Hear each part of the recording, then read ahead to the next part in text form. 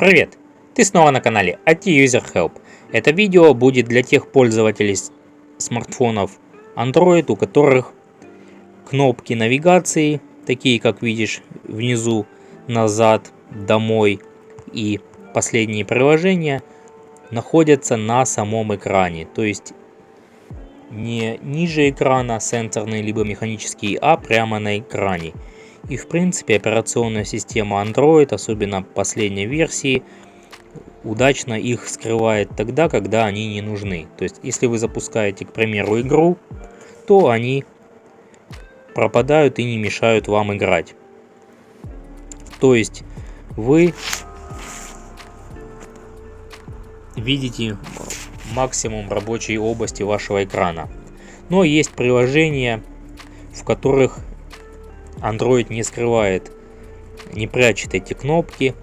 Читалки многие не прячут эти кнопки. И не всегда удобно их иметь, когда вы, к примеру, читаете какой-то документ, либо книгу читаете, а эти кнопки постоянно висят и занимают место, то есть уменьшают полезную площадь вашего экрана. Для того, чтобы иметь возможность их спрятать, нужно скачать стороннее приложение, и сейчас я покажу, как это сделать. Для этого мы перейдем в Google Play Market.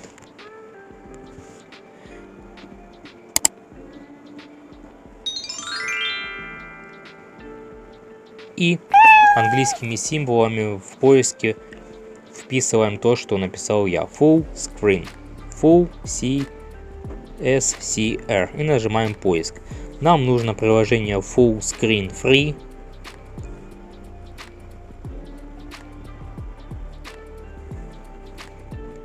Либо можете написать полностью вот это название, которое видите, от разработчика GoPingHi. Скачиваем, устанавливаем и открываем. Так, я его сейчас, наверное, удалю, чтобы показать полностью процесс настройки. Скачиваем, устанавливаем и открываем. Приложение на английском языке, интерфейс, но нам нужно настроить буквально одну галочку и все. Нажимаем открыть. Первое, что вы видите, это просто сообщение о том, что приложение умеет делать. Нажимаем ОК. Можем нажать не ОК, а давайте сейчас выйду.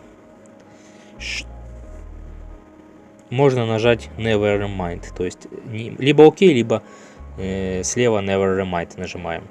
Далее здесь вверху переводим колокольчик вправо. Это, собственно, функция включения этого приложения.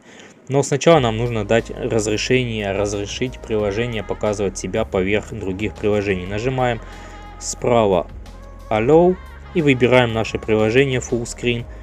Переводим ползунок вправо, чтобы предоставить этому приложению разрешение. Возвращаемся назад, еще раз переводим этот значок вправо, тем самым мы включили приложение. Для того, чтобы взаимодействовать этими кнопками, их нужно свайпом снизу, прямо с корпуса, переходя на экран, ввести палец. То есть это немного неудобно, если у вас чехол, но учитывая, что вы этим приложением будете пользоваться тогда, к примеру, когда читаете книгу, то есть не всегда, то в принципе это не доставляет особых неудобств. Либо шторкой можете опустить шторку, и приложение будет, здесь будет панель управления приложения. Это в принципе еще легче. И давайте попробуем, как это работает. К примеру, у нас в обычном режиме сейчас мы заходим в читалку, к примеру, либо в другое приложение, в котором Android сам не прячет кнопки. Опускаем шторку, нажимаем эту кнопку, и как видите, сейчас полностью текст занимает весь экран. Можно еще дополнительно читалку настроить, чтобы вот этот статус-бар исчез. И тогда будет вообще полностью максимальная площадь экрана задействована. Чтобы вернуть кнопки, мы либо сверху опускаем шторку и нажимаем вот эту кнопку, либо снизу Ну, не очень удобно снизу, но можно вытянуть кнопки.